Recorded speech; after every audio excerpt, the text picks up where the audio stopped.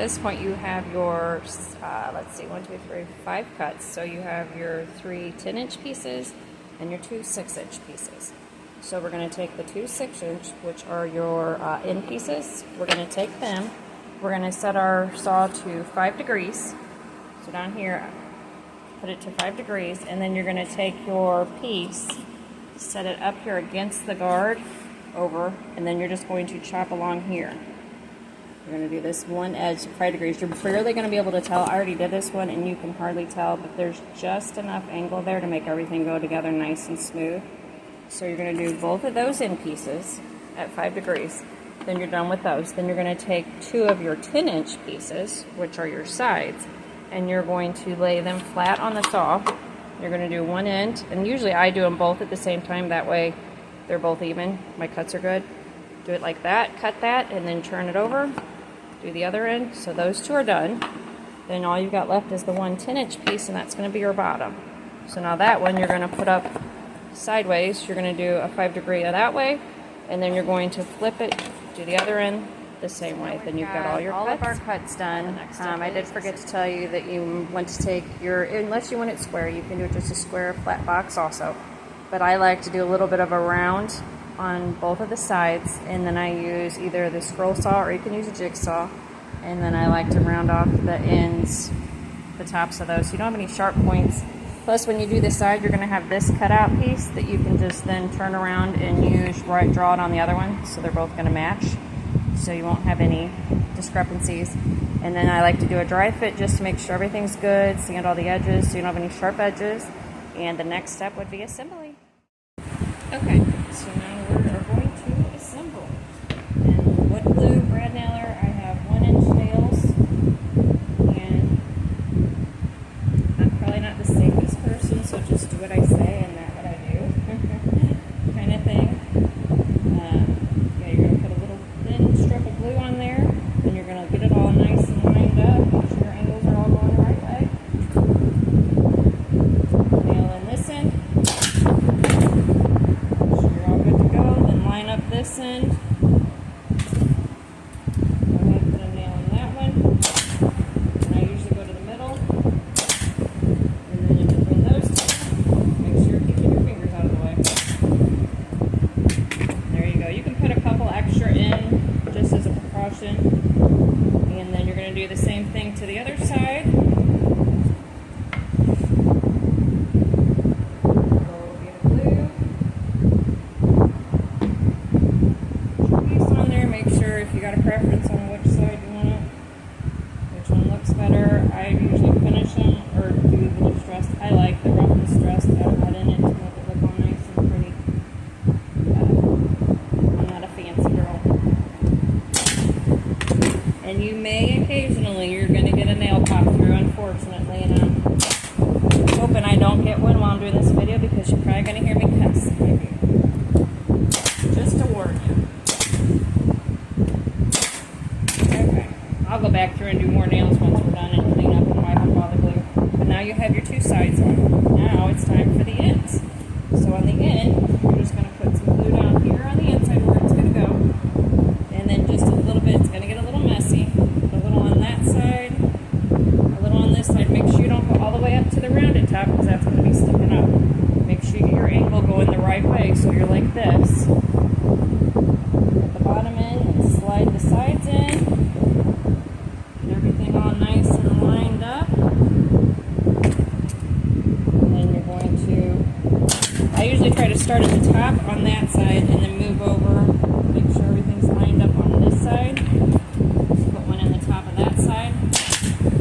And then just go down the sides and then we just got to put the other in. So we've got it put together. Glue, wood glue, and brad nails, and just nail it like crazy. Nail along the sides, the bottom. Then you're going to probably have a little bit of glue that's going to come out. Make sure you wipe it down. But this is what you come up with. This is the bottom. And there you go. The only thing you got left to do is finish it how you want, and then put your little handles, which I just use a rope jute, and then the little, I think they're like a plumber type metal little rivet thing type things that you put the rope on with, and I can put a link to those But there you go. I've got 3 done. Each one's a little different. You never end up getting them the exact same. So I've got, this is just a square one where I didn't round anything, didn't cut anything. I just broke the edges with sandpaper. Then you got this one that has the rounding on it. This one is got the rounding also. It's just a little bit deeper on the sides than that one is. So now it's going to be paint time.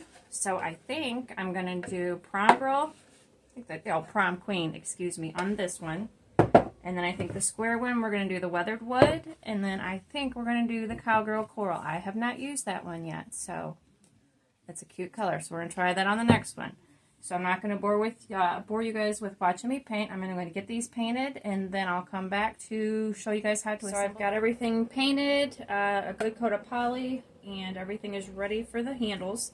Usually I do a jupe, which is, I think it's a 1/2 inch. I'll have to look on the specifics.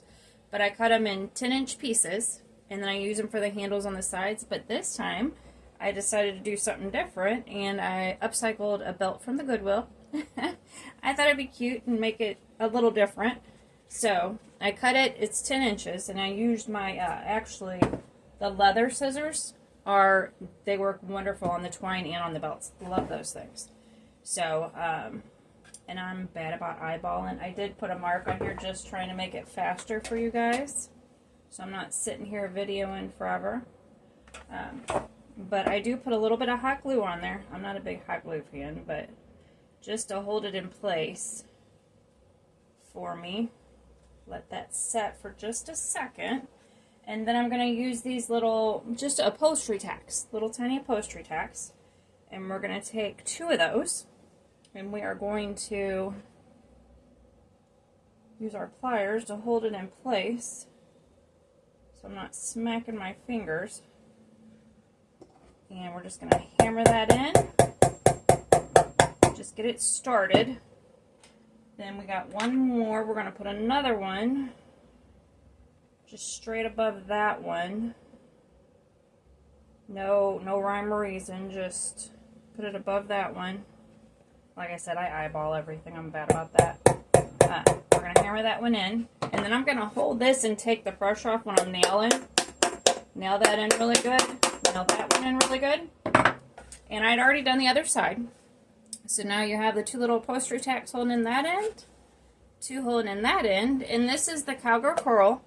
I did have the, Rose Chintz Paint and Lay. I think this was the 3rd time I used it, so you can barely, it's very faint, and then the wine transfer that's retired. I did on that side, and then I did it on this side also. So there's one. That one is done. So, and then the other one, I've already done it, to save you guys. I also did a belt on that one, another one. This is the prom queen, and then I did the little, I think they were actually a Christmas transfer, the fairies. So I put 2 on that side. And then I put 2 more little fairies on this side. So that one is done also. And then the square one, I went ahead and put a handle on one side. I'll show you guys how to do the other side. But this is also a Christmas transfer. This is the Little Woodlands, I think it's called. And the weathered wood paint. So that's this one. And then I put a big one, the cute little foxes. I love these transfers. They're just so cute. Okay. So on this one, we are going to take that 10-inch piece of twine that we cut, and like I said, I eyeballed. It's probably roughly in 1 inch, down 1 inch, and you're going to hot glue that in place just so it'll stay for me. Put a little strip of hot glue there, put that down, and I go a little bit further than where I'm going to be putting my anchor at, just so I can kind of fray, like you can see on this side. Kind of like fray the edges a little bit.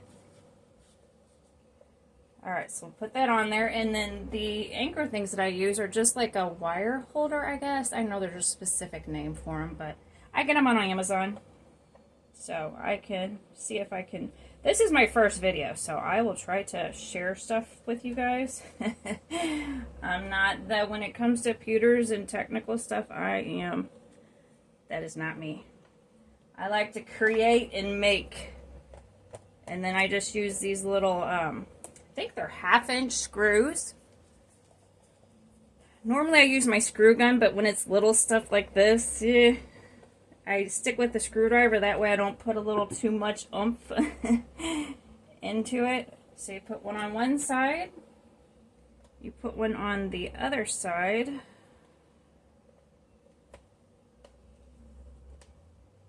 and oh, I got hot glue strings. Hate those things. I'm just, like I said earlier, I am not a hot glue fan. I mean, I use it, but I'm not. Okay. Tighten that one up a little bit. Make sure it's good and secure. And then, like I said, then I just kind of fray, kind of mix and mash, just do like that. But then, of course, you got to blow all the little fuzzies off. That is how you attach that, and then you're going to go ahead and do the same exact thing on this side. Then you'll have your handles just like that, and your other purse is done. So I hope this helped you guys, and hopefully I'll be making more videos of things. Thanks, and have a great day, and thanks for watching.